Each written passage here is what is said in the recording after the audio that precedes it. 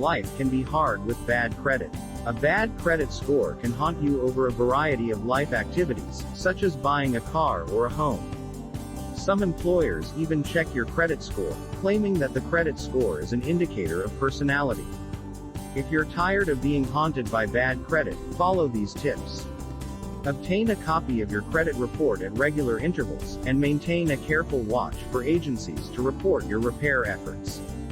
If you are clearing up negative issues on your credit history, monitoring your report allows you to verify that agencies are correctly administering information on your status and that additional negative reports are not being made. When trying to repair your credit, do not be intimidated about writing the credit bureau. You can demand that they investigate or re-investigate any discrepancies you find, and they must follow through with your request.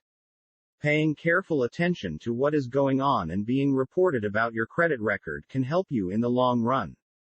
If you are concerned about your credit, be sure to pull a report from all three agencies. The three major credit reporting agencies vary extensively in what they report. An adverse score with even one could negatively affect your ability to finance a car or get a mortgage. Knowing where you stand with all three is the first step toward improving your credit. If you are trying to repair bad credit, you should try to work on positive things to be added to your credit report. Some creditors don't report to the credit bureaus, but you can ask them if they will. You will want to make sure future creditors report to one of the credit agencies. Check your credit report often. Even if you don't have bad credit due to defaults or bankruptcy, there may be errors on it that are not your fault. It can be scary, but knowing what is on your report is essential to maintaining healthy credit. It is recommended to check your credit report at least twice a year.